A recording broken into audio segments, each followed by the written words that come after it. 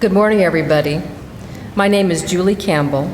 As president of the Gamma of Virginia chapter of Phi Beta Kappa, I am very, very pleased to welcome you to the annual Phi Beta Kappa Society of the Cincinnati Convocation.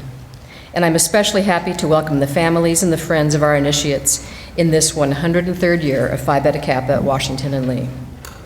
As we begin, I want to acknowledge the Phi Beta Kappa Executive Committee and our other colleagues whose hard work has made today's celebration possible. Our Secretary-Treasurer, Janet Ikeda, you wave your hands if you're here. Our Vice President, Holly Pickett, Past President Tim Diet, Executive Committee members Sarah Sprenkle and Paul Gregory, Jennifer Ashworth of the History Department, Susan Pierbeck of the Provost's Office, Carolyn Wingrove Thomas of the East Asian Languages and Literatures Department, and Debbie Hattersley of the Registrar's Office. Thank you, colleagues. One of the most important events of our school year, this occasion brings us together to honor those who have truly excelled in their pursuit of knowledge, as evidenced by their exceptional academic records. Since its inception at the College of William and Mary in 1776, the Phi Beta Kappa Society has inducted as members those individuals whose character and scholarly attainments exemplify its principles and ideals. Since chapters of Phi Beta Kappa exist at only the very best colleges and universities, election to membership in the society is an honor rightly to be cherished and celebrated. Those whom the Gamma of Virginia chapter will initiate into Phi Beta Kappa later today have realized impressive academic achievements across the broad spectrum of the liberal arts. As outstanding scholars of good moral character, they deserve to be elected to the society. In a moment, we will recognize them, after which we will hear from our distinguished guest speaker, who is able to join us today through the generosity and the support of the Society of the Cincinnati and the President's Office. First, being scholars, here's a brief history lesson about Phi Beta Kappa's longstanding relationship with the Society of the Cincinnati and the common bond these two societies share: devotion to our country and devotion to Washington and Lee. In 1783, in response to a near revolt by disgruntled veterans of the Continental Army, General George Washington's Chief of Artillery proposed a fraternal and philanthropic organization to preserve those exalted rights and liberties of human nature for which the Revolution had been fought. Washington agreed to serve as first President General of the new Society of the Cincinnati, which took its name from the Roman hero Lucius Quinctius Cincinnatus. According to legend, he was appointed dictator to defend Rome against enemies who had surrounded the Roman army. He saved Rome in 16 days, relinquished power, and then returned home to his farm. Among the early members of the society were 6 men who attended our predecessor, Liberty Hall Academy, or one of its earlier incarnations. And several vigorous advocates of that young school, including General Washington himself, and the celebrated Revolutionary War hero, Light Horse Harry Lee, who would become the father of Robert E. Lee. Yet another advocate for the school was Major Alexander Stewart, who had donated 40 acres to Liberty Hall in 1776. He had fought bravely during the Revolution and was captured at the Battle of Guilford Courthouse in North Carolina. At the same battle was his son, Archibald Stewart, an alumnus of another of our predecessors, Augusta Academy. He became president of the Phi Beta Kappa chapter at William and Mary, and he carried the society's seal into battle with him. In 1802, the Society of the Cincinnati ceded its treasury of approximately $25,000 to Washington College. That gift, as well as bequests from Washington and from Jockey John Robinson, constituted the school's entire endowment at the time. The gift from the Society of the Cincinnati, in fact, continues to support both this convocation and the mathematics department. With the Society's gift came some rather unique stipulations that the university continues to honor. One was that the college institute studies in fortification and gunnery. Sure enough, if those of you who've attended this convocation before will recall, such a course is still offered by the mathematics department. The course is called Military Engineering. It carries no credit and has no course number, but a recent course catalog indicates that for qualified students who may request it, a course in fortifications, gunnery, and ballistics will be offered. Is anyone taking that? No? Someone needs to, I'll ask for that sometime. So as you can tell, it is quite fitting that the Society of the Cincinnati's generosity to the university and its support, past and present, for our mission of liberal arts are linked with today's celebration of our outstanding young scholars. We of Phi Beta Kappa continue to be deeply grateful to the Society of the Cincinnati. In just a minute, I will call upon our chapter secretary-treasurer, Professor Janet Ikeda, to announce the names of those recently elected to membership in our society. She will also bring to your attention some noteworthy scholarly attainments of other students. One of the awards is the Phi Beta Kappa Jbrown Goering Award, which we give annually to the sophomore with the most outstanding academic record in his or her class during the first 4 terms at Washington and Lee. The award is named for a man who truly exemplifies Phi Beta Kappa here at Washington and Lee, Professor Jbrown Goering. He was a chemistry professor here for 38 years, and he served as the secretary-treasurer of the Gamma of Virginia chapter of Phi Beta Kappa for 22 of these years. Professor Goering, are you here by any chance? He's not here. And if he was here, he would be thrilled to see all of your wonderful smiling faces. And now, for the presentation of our 2014 initiates to Phi Beta Kappa, I ask our secretary-treasurer, Professor Janet Ikeda.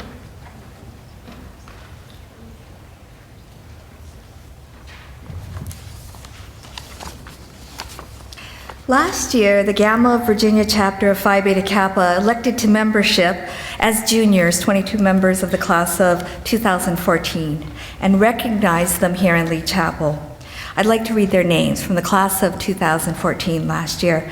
Ebony Lynn Bailey, Emily Grace Comer, Hillary Faith Cooper, Erin Gretchen Dengler, Ryan Atticus Doherty, Catherine Elizabeth Dreest, Max Dyer Farrington, Caroline Hodges Gill, Virginia Claire Higginbotham, Christopher Winthrop Ives Jr., Jordan Taylor Kern, Joseph Liu, Annalise Alyssa Madison, Olivier Mohammed, Julia Elizabeth Murray, Karen Arlene Roth, Andrew Michael Sarandinsky, Eric Matthew Schumann, Lorraine Marie Alice Simonis, Haley Elizabeth Smith, Jake Elijah Strubing,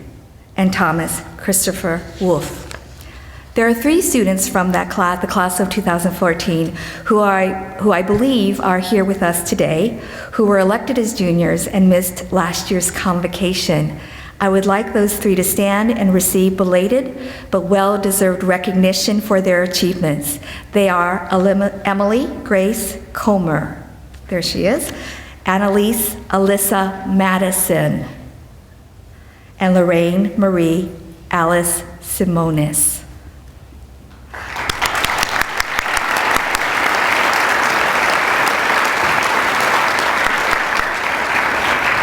And now for this year's initiates. Students, as I read your name, please come up on stage and face the audience and remain on stage until all fellow initiates have been recognized. Audience, please hold your applause until all the new initiates are on stage. First, I will begin with our initiates from the class of 2013. We elect a handful of members from the just graduated class based on their final grades. This year, we welcome 8 members of the class of 2013. They are not able to be with us today, so I will call their names and just read their names. So they are Kendra S. Barnes, Elizabeth Brassfield, Audrey Ann Kerr, Stephanie N. Malaska, Mary E. Rodriguez, Benjamin Z. Ruffle, Rachel Urban, and Nora S. Wallenius. So let's just give them applause even though they're not here. Well deserved.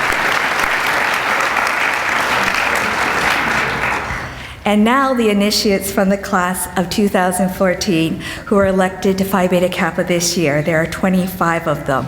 Again, I'll be calling the names a little bit more slowly, so don't think you have to get a running start. Okay. Catherine Ann Armstrong. Thomas Bowen. Mihai Ovidiu Serstia, in absentia. Monica Elizabeth Devlin, Sean Kelly Devlin, David Fishman. William Michael Fullwider. Robert Clark Gerbo. Jenna Catherine Glavey. Nicole Samara Gunawansa. Sorry about that. Douglas Richard Hilbert. Lauren Howry. Brandy Lee Huffman. Sophia Kearney Letterman. Vincent Kim. Chelsea Burton Kowalczyk. James Lewis. Richard Marmostein. Isabella Martin. Colleen O'Mara Paxton. Zan Ruzat, in absentia. Kingsley Manning Schrader. Wenda Tu. Victoria Hart Van Natten. And Virginia Young. Let's give them a big round of applause.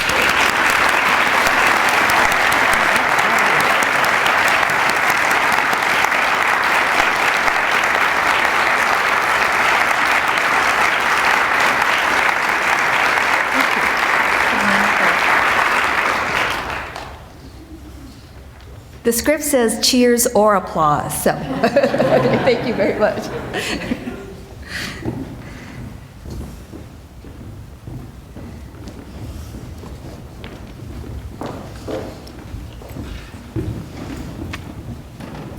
And now, members of the class of 2015. Their individual grade point averages place them in the top 5% of the junior class. There are 24 members elected to Phi Beta Kappa. Again, as I call your name, please come up to the stage. Bipin Acharya. Syed Ali.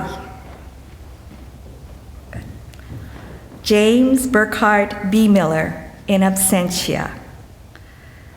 Liza Boldrick, in absentia. Michael Vogel Bronstein. Scott Nickel Gould. Wilson McGee Hallett, in absentia. Court Hammond. Okay. Christopher Hu. Ho-Yi Cynthia Lamb, in absentia.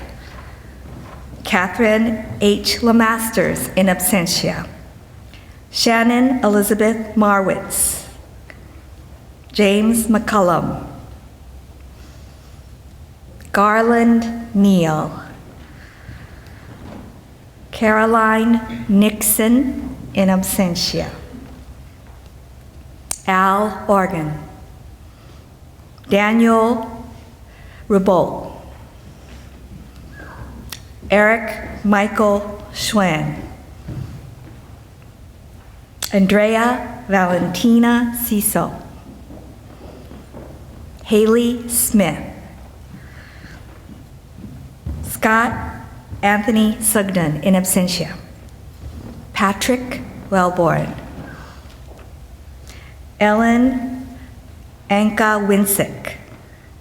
Okay, I'm sure she's here. In absentia. All right. And Lauren Elizabeth Williams.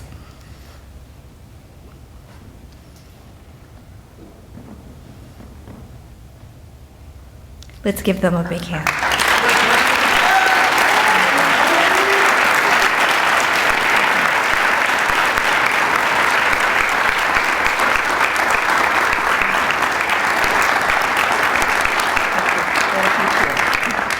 Thank you very much.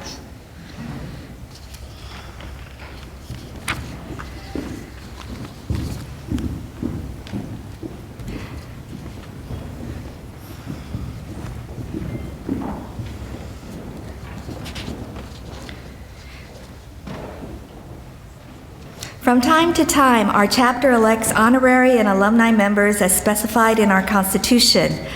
Our Constitution defines alumni members as alumni of Washington and Lee University of not less than 10 years standing who have distinguished themselves since graduation.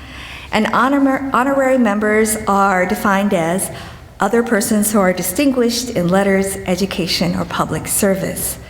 This year, we have elected 2 honorary members.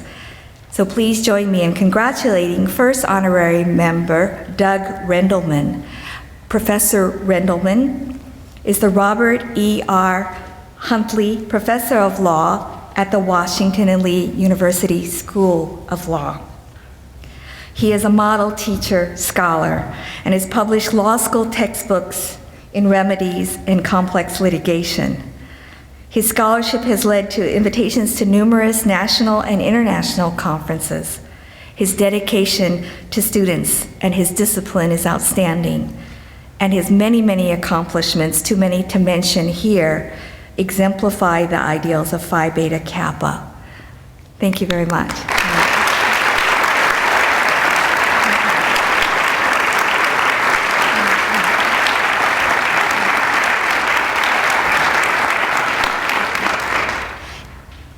And we have a second honorary member this year. This is Professor Lucinda Roy.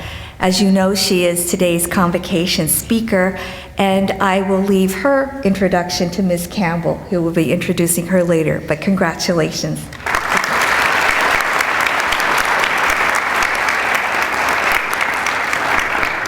We are very proud to welcome Professor Rendleman and Professor Roy as members of Phi Beta Kappa. I also have the pleasure of announcing the winners of other awards. First is the Phi Beta Kappa Jbrown and Goering Award, which our president, Ms. Campbell, mentioned. The award, let me just repeat, is named for a man who truly exemplifies Phi Beta Kappa at Washington and Lee, and that is Dr. Jbrown Goering. We present this award to a sophomore who has achieved the most outstanding academic record during his or her first 4 terms at W&L. I'd like Michael Holt, class of 2016, to stand and receive our congratulations. There he is. Thank you.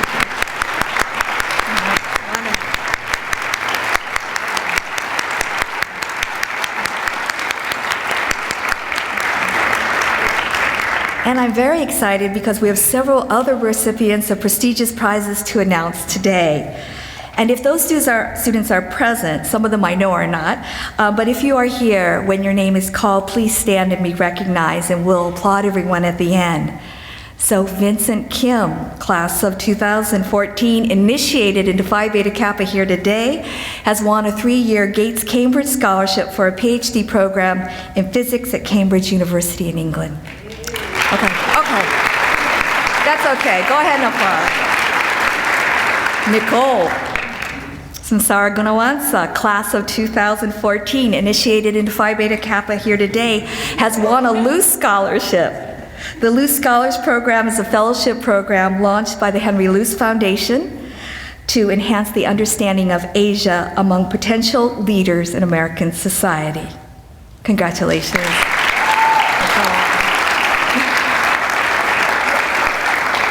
Annalise Madison, class of 2014, thank you, initiated into Phi Beta Kappa last year, has won the Edward Lee Penny Prize. This award is given by the Student Affairs Committee. It is given to an undergraduate or undergraduates who, in the words of the prize, demonstrate extraordinary commitment both to personal scholarship and to the nurturing of intellectual life at Washington and Lee. Congratulations. Sarah Jean Vallon, class of 2014, has received a Congress Bundestag Youth Exchange for Young Professionals Fellowship for next year. She will intern in Germany in the field of journalism and mass communications. Congratulations to Sarah. The list keeps going on and on. What can I do? Lauren Schultz was awarded a National Collegiate Athletic Association postgraduate scholarship.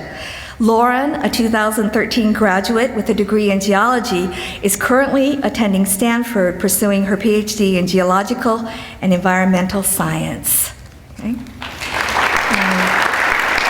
That was the end of my list, but I was just given information as of 9 o'clock this morning, hot off the press. Dean France received word that Isaac Webb, class of 2013, who is a current Fulbright recipient in the Ukraine, has just received a Carnegie Endowment for International Peace Junior Fellowship, and he will work with a senior fellow in Washington, D.C. So let's send him our congratulations across the ocean. Thank you. And now I'll return the podium to Julie Campbell, President of the Washington and Lee Chapter of Phi Beta Kappa. Ms. Campbell. Thank you very much, Professor Ikeda. And congratulations to all of the initiates and to all those fantastic fellowships and other things. It's just wonderful to hear all this. Before I introduce our speaker, I just want to share a few observations with all of you, our newest members. Washington and Lee, as you know, enjoys a national reputation for academic excellence. Assurance that this reputation will endure depends both on those who teach and on those who study here. For it's by our work's quality that the university will continue to be measured. You, the new members of Phi Beta Kappa, do well to understand the honor and responsibility that are now yours. It has been and will continue to be our privilege to know you and to instruct you. By your accomplishments, you have earned our gratitude and our highest commendation, and you've clearly exhibited your desire to embrace and uphold the love of learning, open-minded inquiry, lively debate, and the free flow of information that stem from our liberal arts tradition. I challenge you to keep these qualities in mind throughout your life as you represent Washington and Lee around the country and around the world. Please be an ambassador of both Phi Beta Kappa and WNL by encouraging others to engage in that open-minded inquiry that is the hallmark of a liberal arts education. That is the hallmark of a Washington and Lee education. And now I have the great pleasure of introducing Lucinda Roy. When we select our convocation speaker each year, we look for people who embody Phi Beta Kappa's motto, "Love of learning is the guide of life." Let me tell you just a few things about Lucinda Roy to explain why she is the embodiment of that motto. Professor Roy is a respected and award-winning teacher, as you can tell from her title, Alumni Distinguished Professor in Creative Writing at Virginia Tech. She teaches poetry, fiction, and creative nonfiction at our neighbor in Blacksburg, and she served as the chair of the English department at Tech for 4 years. Last night, I had the privilege of listening to her talk with 2 of our poetry students, and I immediately wished I could study with her. She grew up in London, earned her BA from King's College in London, and her MFA in creative writing from the University of Arkansas. She's written 2 novels, Lady Moses and The Hotel Alleluia, and 2 poetry collections, The Hummingbirds and Wailing the Dead to Sleep. After the terrible, terrible event that devastated Virginia Tech in 2007, Professor Roy combined her gifts and her passions as a teacher and as a writer to create a stunning, thoughtful, and deeply personal work of nonfiction, No Right to Remain Silent, What We've Learned from the Tragedy at Virginia Tech. She is working on her next poetry collection, on a novel series for young adults, and expanding her creativity even beyond words and pages on a series of oil paintings depicting the Middle Passage. And today, Professor Roy is going to tell us about lifelong learning as a fountain of youth, a writer-teacher's curious, cross-cultural journey toward creativity. Please help me welcome Lucinda Roy.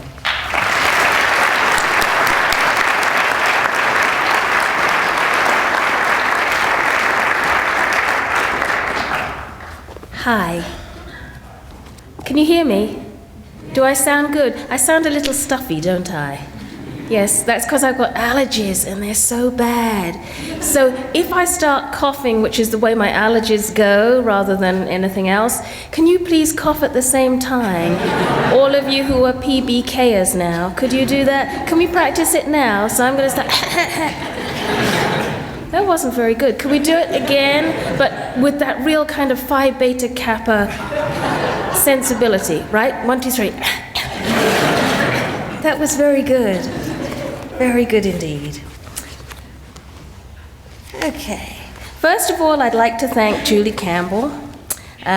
She's just been wonderful. I've known her for a long time, and it has been such a pleasure to see her again. She's a wonderful writer herself, and she's been so generous and helpful in setting all this up, so I do thank her. I'd also like to thank Washington and Lee University for once again having me here. This is the third time that I've visited Washington and Lee, and I've decided that now I need to make myself an honorary member of your faculty. That I think will be fine, as I'm a PBKer. And I'm going to make myself so welcome by eating for free at the cafeteria. I am a little annoyed, though, because you recruited Daniel Wuber from Virginia Tech. It's the kind of thing that UVA would normally do, but not what I would have thought Washington and Lee was capable of, so I am a little disappointed. I would like to say a special thank you to Leslie Wheeler and to Deborah Miranda, both from English, and to students Isabella and Chauncey for being so wonderful hosts for me last night. That really was excellent to be able to sit and have some drinks with you. They did not drink alcohol, the students. And I'd also like to begin by offering my warmest congratulations to those of you who are being inducted into Phi Beta Kappa today. I believe that some of you have family members here. Is that correct? Have you got any parents? Just a few, okay. I'd like to warn them that this will be the last time they'll see you as ordinary, humble human beings. After this, due to your elevated status as PBKers, parents will need to make an appointment to speak with you. Today, I've decided to take you on a curious, cross-cultural journey toward creativity. As soon-to-be PBKers, you students will have immediately realized that the title of my talk is full of a figure of speech called Curious Cross-Cultural Journey Toward Creativity. Very good, parents at the back, alliteration. You've got some people here who probably shouldn't be sitting at the front. Which means, of course, that I have used a series of initial consonants one after the other in the title, Cross-Cultural, Curious, and Creativity. I honestly don't know of a more prestigious academic honorary society than this one. After today, you will be entitled to go around saying things like, "Hi, I'm Isabella, PBK," raising your eyebrows slightly. To fellow PBKers, you can give the secret handshake, which we haven't learned yet because we're to be inducted in a secret ceremony this afternoon, in secret. No doubt the secret handshake is remarkably sneaky and secretive, given as how it was invented by exceptionally intelligent PBKers like myself, aka moi. I'll soon be one of these. Moi is French, by the way, for yours truly. I recommend to all of you PBKers that you pepper your dialogue with other languages to demonstrate your linguistic superiority. So let's practice. For example, one of the places I'll be taking you to today on your trip around the globe is Sierra Leone in West Africa. I was a volunteer teacher there many years ago and have worked with the wonderful humanitarian organization CARE on infant and maternal projects in Sierra Leone since then. Almost everyone in Sierra Leone speaks Creole, formerly called Pidgin English in the old colonial days when people didn't know any better. It is now recognized as a language in its own right. The greeting in Creole is couché. Please repeat after me, couché. And then I have to say, oh, couché ya? And then you say, couché. And then I say, couché, couché. And then you say, couché ma? Oh, you said that so well. And then I say couché. Now this can take all day. And it was one of the reasons why I didn't get a lot done while I was in Sierra Leone. In Sierra Leone, if you come across a rat, it's important to call it an arata. Can you say arata?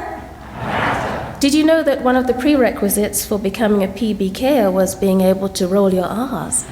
Some of you were not able to do that, I could see. And if you come across a corpse in Sierra Leone, it's a deady body. Deady body. That's true, deady body. And if you come across a puff adder sitting on a log, it's important not to sit on it. If you do, you'll want to know that doctor in Creole is pretty much the same as it is in English. But as there are hardly any doctors in the bush, it's one of the few times when erudition won't help you at all. Yet another incredibly useful phrase for all PBKers is one of the famous sayings in Creole. You no go blow your nose and whistle. which means you can't blow your nose and whistle at the same time. As all the faculty know, it's very important to engage in experiential learning, which means to learn by doing. Therefore, let us test this claim. Try to blow your nose, preferably using a Kleenex, whilst whistling at the same time. Go on, don't be shy.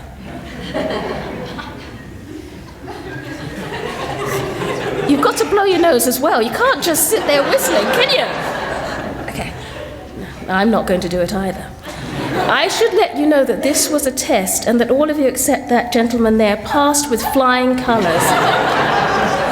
Headquarters in DC and Julie Campbell asked if I would administer this test to see whether you were in fact suitable to be PBKers. I'm very sorry. Now that I have already left you with so many wonderful nuggets you'll be no doubt practicing in your classes over the next few days, let us begin our curious cross-cultural journey. I believe that when it comes to creating a fountain of youth, there may not be anything more efficacious than passion and curiosity. By this I mean that if one stops being passionate and curious about the world and about others, one stops learning. The desire to discover something is what drives us, whether we're majoring in biology or literature, math or sociology, whether we're scientists, preachers, artists, homemakers, reporters, or engineers. This is why the Phi Beta Kappa motto is so true. Love of learning is the guide of life. At the heart of learning is an insatiable, unquenchable desire to know and become passionate about something new. This is the gift my mother gave me, passion and curiosity. And she did it by instilling in her children a passion for words and curiosity about the world. As you may have noticed, I have a very slight accent. You may be going to Cambridge, but that doesn't necessarily mean you can laugh at the wrong moment.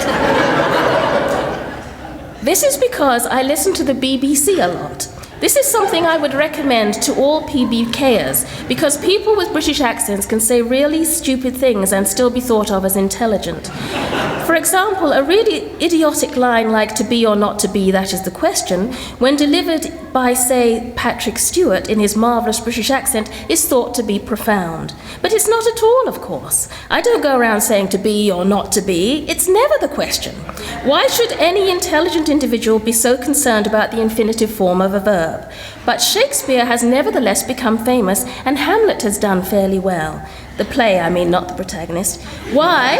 Because of British accents that can fool anyone into thinking you're intelligent. As well as listening to the BBC, I also acquired my very slight British accent by actually living in London until I was in my 20s. I drew upon this experience for an essay I wrote recently for the Writer's Chronicle on sestinas and villanelles. In it, I paid tribute to my English mother, who was my best friend. Though she has been dead for more than 20 years, her laughter still makes me smile. Sestinas and villanelles are extremely difficult forms to master. If you think writing sonnets is hard, just try a sestina or a villanelle. But I know I couldn't talk about either of them. I knew I couldn't talk about either of them without first retracing my steps in order to discover why it is I love them so much. This is how I open the essay, with a journey back to the tiny house in down-at-heels section of London, where I lived with my widowed mother, my sister, and brother. So here's a quote from the essay. While still a young child, before I became aware of specific poetic forms, I was seduced by meter. My white English mother, a former repertory actor and a pioneer in race relations, having married my black Jamaican father in the 1950s to the consternation of much of the British populace, was fond of reciting poetry while she did the dishes in the only sink in the house, pouring kettles of steaming hot water over cups and plates as she performed work by Dylan Thomas and John Keats, Shakespeare and Shelley. What did it matter that my widowed mother and her 3 small biracial children were scrimping by on welfare? So what if we didn't yet have a bathroom or a refrigerator, heating in the rest of the house, or carpet on the floor? Who cared if the milk soured on the windowsill and the walls were encrusted with grease? We didn't have to imagine that someday words could set us free, because my mother was telling us they already had. When she summoned the great poets to our cramped kitchen, we became the Roys of Battersea. we became royalty. One of the most memorable poems of my youth was Dylan Thomas's Do Not Go Gentle into That Good Night. To paraphrase Renee Zellweger in Jerry Maguire, it had me at good night. I learned the famous poem by heart, loving it with a fervor the poor feel for language when they know it's the most reliable route to enrichment. By the time I was 11 and attending La Retraite, a convent school in London's Clapham Park, I was reciting Thomas's line under my breath, "Rage, rage against the dying of the light," whenever the nuns made girls kneel down to have their hems measured. It was the 60s and 70s, miniskirts were all the rage. If the hem of a girl's pleated school uniform skirt happened to be more than a few inches from the ground, she was sent home in disgrace. Thomas's poem thrilled me because it seemed he wasn't only addressing his father. The irreverent Welsh poet was speaking to me, a coloured girl on the verge of fulfilling the nuns' dire predictions and becoming a hussy. He was asserting in his 19-line canon of a poem that we had a moral duty to challenge figures of authority, and this included the nuns at La Retraite, prejudice, England, death itself, which would have no dominion over me either, something another of Thomas's poems had made clear. My father had died when I was 5, and here was a poem by a Welshman who was willing his own father to stay alive. Had my father been around, I would have recited Thomas's poem to him. Having won prestigious national awards in England for public speaking, I was confident I would be up to the task. It was even possible I could have convinced my father not to succumb to the afterlife had I delivered the poem with the kind of aplomb it merited. It didn't surprise me that Dylan Thomas was a kindred spirit. I had always had a queer affinity with the Welsh, who, like my Jamaican half, had a history of being oppressed by the English, excluding my mum, of course, and who were thought to be dodgy characters with their coloured-sounding all-male choirs that sometimes performed in blackface due to the coal dust and presumably the chronic lack of hot water in Wales, which was another thing we had in common. I was familiar with the potency of repetition, words like wog, the British equivalent of the N-word, and monkey, and phrases like go back to your own country, and why don't you swing on a tree, were frequent refrains. Uniformed convent schoolgirls could hurl rhetorical missiles in my direction at any time.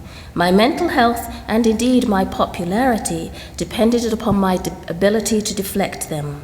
The girls' words could eviscerate, but my responses could castigate and even invalidate.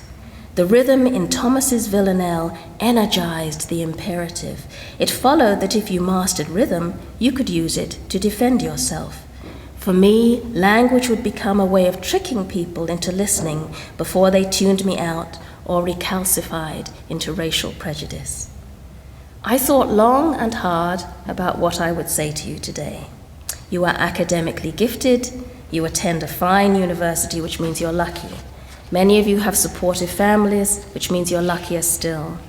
But there will be, nevertheless, times in your lives when joy will seem to have deserted you and suffering will be too familiar a companion, times when you look for solace. At those times, the key to survival is still, I believe, those two things, passion and creativity. During those difficult times, it's important to not only look inwards at yourself, but also to look outwards at the world and at others. Education is the most potent weapon we have to fight things like injustice and inequality. I know that if I decided one day not to be a lover of learning anymore, I would become embittered and surrender to age. I would forget to listen to my students who have so much to share, and I would no longer listen to the middle-aged and the elderly because their stories would not awaken my curiosity. What I'm trying to say is that learning isn't simply important, it's the most important thing we do. It requires us to be ardent observers, active listeners, and empathic communicators. Phi Beta Kappa isn't simply an academic honorary society. It's a way of looking at the world and seeing it anew for the rest of your lives. At 21, I went to teach in Sierra Leone. I had just graduated from King's College London with a degree in English. I was idealistic, passionate, and curious. I was also absolutely petrified. Here I was going to a place thousands of miles from my home, a place so remote it could take me days to travel home again. I was sent to Lunsar by voluntary service overseas, that's the British equivalent of the Peace Corps. I was to teach English at a Catholic girls' school. I was allowed to bring one suitcase, the contents of which were supposed to last me for 2 years. My main concern was, of course, feminine hygiene. On the assumption that there would be no pharmacies in Sierra Leone, I stuffed my case with enough feminine hygiene products to last a lifetime. I feel I should apologize both to the chapel venue and to the portraits behind me for mentioning feminine hygiene, but I hope they feel it's appropriate, especially as I've tried to use polite terminology to describe these products. Sierra Leone changed me. I learned far more than I taught. Years later, I would write about it in my first novel, trying to capture the wondrousness of a land shot through with color and vibrancy. The Civil War hadn't ravaged Sierra Leone back then, so it was in some ways an idyllic setting. I learned how not to tell time by a wristwatch, but instead by the arc of the sun. I learned how to sit around a fire at night in the bush and drink palm wine. I learned how to live happily in 110-degree heat. The key is an obligatory afternoon siesta, which I strongly recommend for everybody at all times. It's hard to capture how extraordinary my experience there was, but I attempted to do it in my first novel, Lady Moses, and then again in my second novel, Hotel Hallelujah. Here's just a brief paragraph description of how I tried to capture what it was like there. Africa was light. Objects came at me all at once before I had a chance to put them in order. Shadows at midday were a deeper black. Objects in shadow became voids. They lost the essence of what they were in sunlight and turned inside out into their opposites. There were trees and not trees, men and not men, snakes and not snakes. Things were lost altogether in the intensity of light and dark. Water shone there, not like a series of light particles, not in fragments, but in slabs of iridescence. In England, if light could cry out, it would sound like an infant's wail. In Africa, the sound of light would be the shriek of a grown woman, the shriek of a prophet, or the damned. Africa was never dark. They got it wrong. One day, in the late afternoon, after school was over for the day, I went on a walk through the town of Lunsar, which was little more than a village of wattle and daub huts and concrete block dwellings, dust roads and corrugated tin roofs. I decided to go and see where 2 of my students lived. The sisters were about 15, and they hadn't turned in their homework the day before. I can't recall whether or not I meant to scold them, or if I was merely curious about where they lived. When I reached their house, I stood in front of it for a long time. It was roughly the size of a small RV, the kind you can pull easily with a modest car. It was made of mud, and the roof was thatch. For windows, there were a couple of holes with wooden shutters, which meant that when they were closed at night to keep out mosquitoes, no air would circulate in the only room in the house. Through the crooked doorway, I could see a rough-hewn table and a wobbly stool, the only furniture they had. There was a kerosene lamp too, I believe, but kerosene costs money, so light would be, at best, an intermittent luxury. A woman, their mother perhaps, or one of their father's other wives, cooked outside on an open fire. Too dangerous and far too hot to cook inside, of course. At night, apart from the danger of malaria, there would be the disease carried by roaches and rats, the possibility of being bitten by snakes. That trip to the house of my students was one of the best lessons I learned while in Sierra Leone. It reminded me that poor though I was growing up, I hadn't understood the nature of real poverty until I came to live in Africa. I also realized I hadn't understood courage and determination either.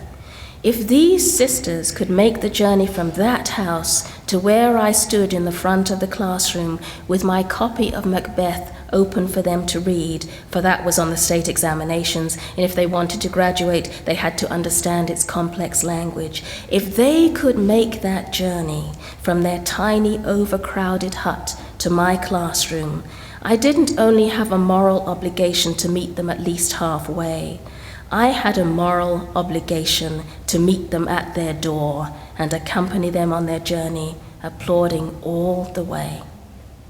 And it seemed to me then, at that moment, when I was roughly 22 years old and as green as grass, that I had discovered something I must never forget, something about what it meant to be a teacher. It means making that journey with your students, knowing you will sometimes fail, but placing your faith in the capacity of the young to learn. I became a writer-teacher in my 20s when I began writing poetry seriously while a graduate student in the well-known creative writing program at the University of Arkansas in Fayetteville. But I've never agreed with the notion that writers should live indulgent lives or lock themselves in an attic to create. I think the best stories are the ones we've lived or witnessed. I also believe that the best stories don't have to be about ourselves. They can belong to other people. And if those other people have no opportunity to share their stories, it is our obligation as teachers to try to create that opportunity for them. And it is our obligation as writers to try to recreate those stories that would have been told if people had had a chance.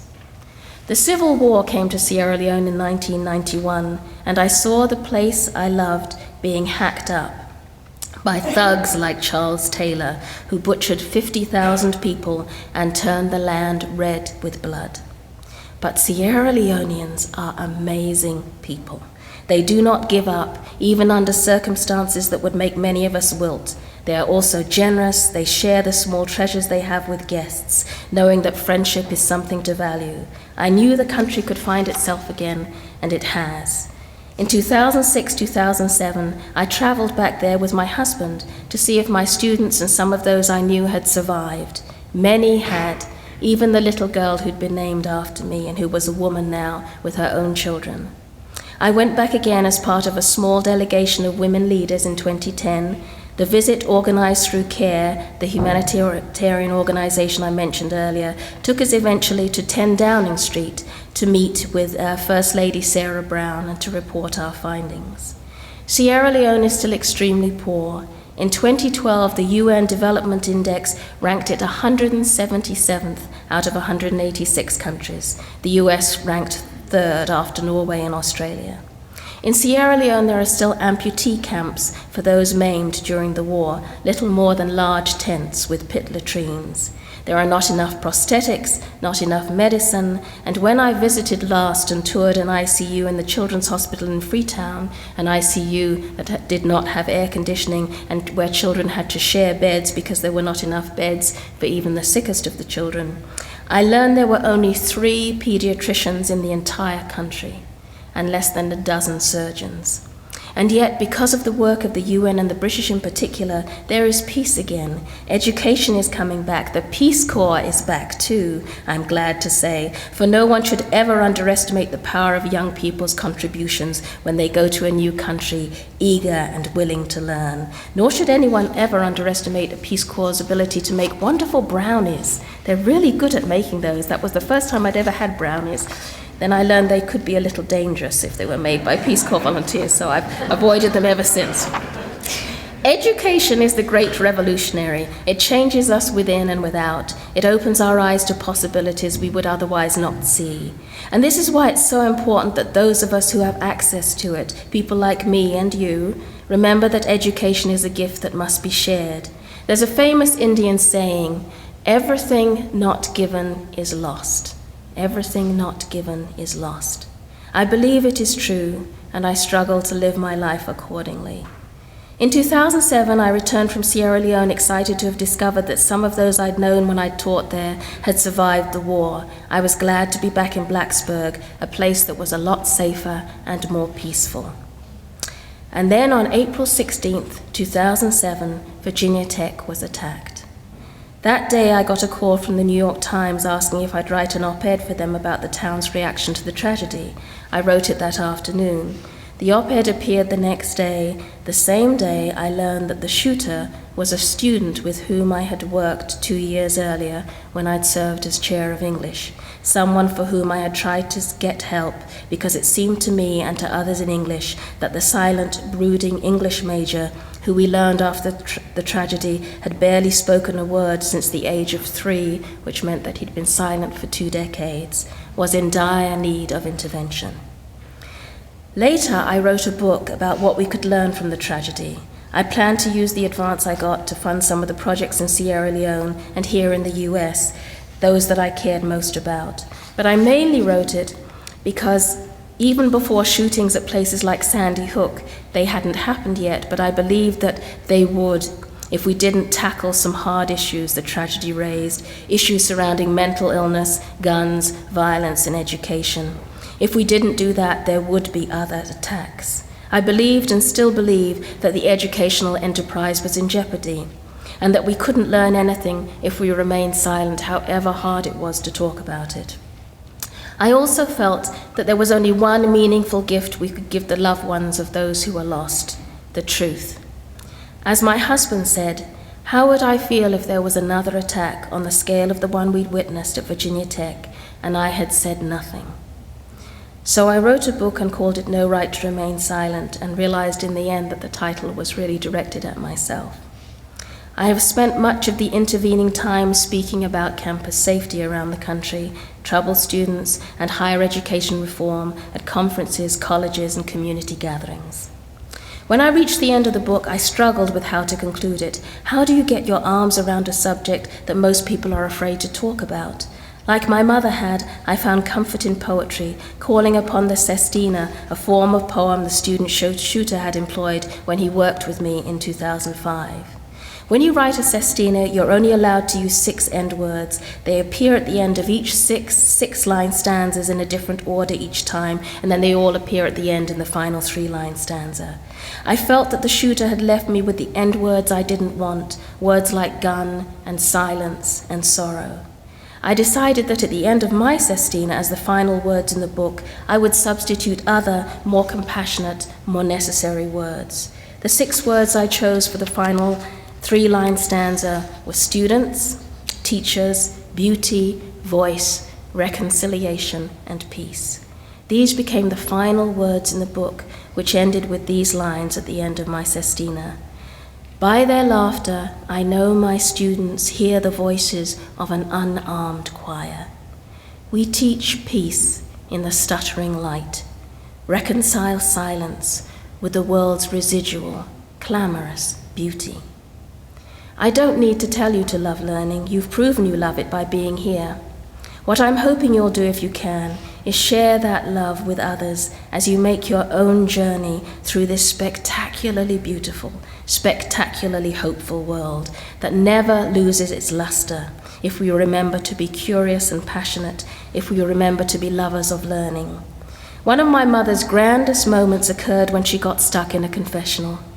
She hadn't yet been excommunicated, a fate she underwent because she allowed her children to pray with the Protestant children during assemblies. That's true, by the way, it's a long story.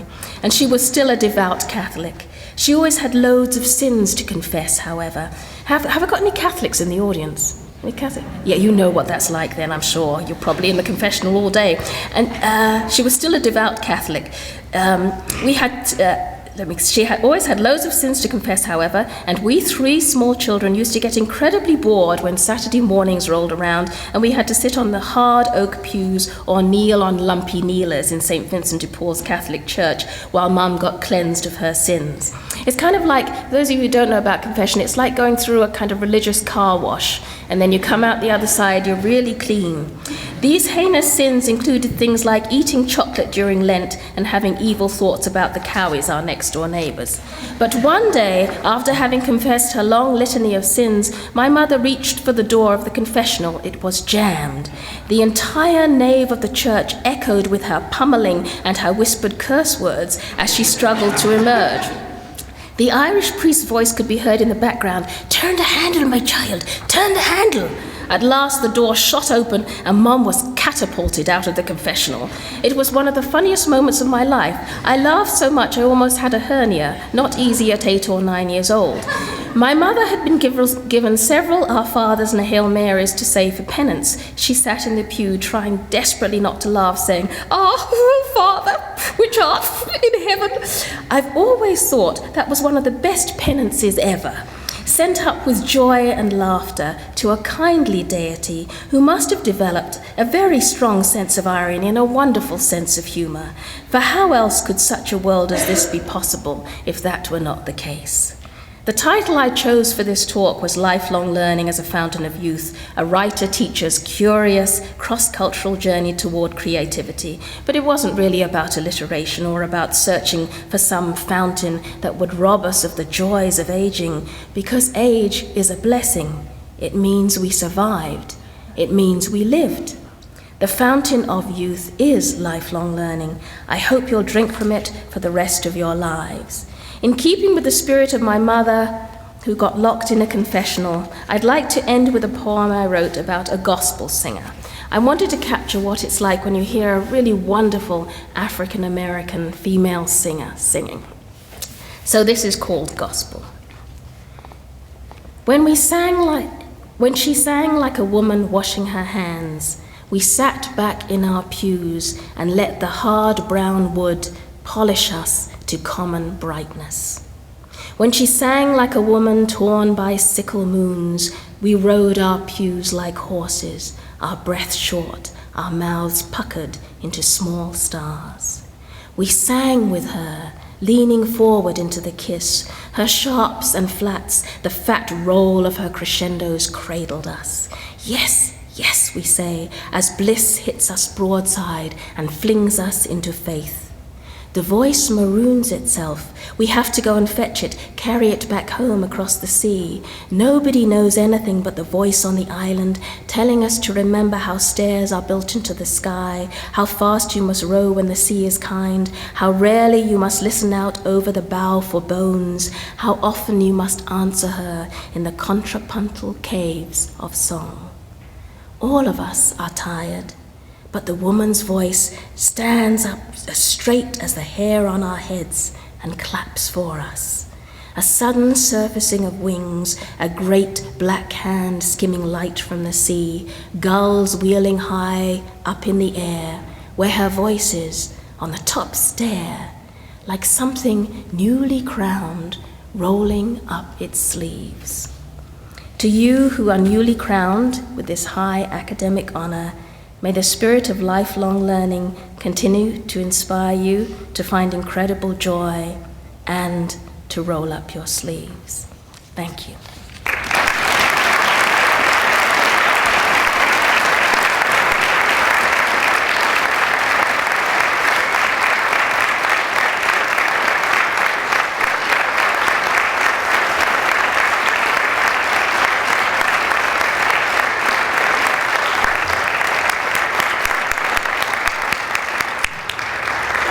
I got chills and goosebumps there. Thank you so much, Professor Roy. That was a fantastic speech. We're just so pleased you were able to be here with us today. Copies of No Right to Remain Silent are available in the bookstore, and she'd be happy to sign them for you at the banquet tonight. And I'm also just delighted to tell you, you won't be surprised to hear this, she has brought copies of some of her books for every single one of you initiates, and she will give them to you tonight at the banquet. Initiates, please stick around a little bit after this. You can get a group photo taken outside. Congratulations to all of you. We are so proud of you. We're so happy to welcome you into Phi Beta Kappa and to have you represent both Phi Beta Kappa and Washington and Lee. And thank you to everyone for attending, professors and friends and family members. Thank you so much to everyone for coming. We are now concluded.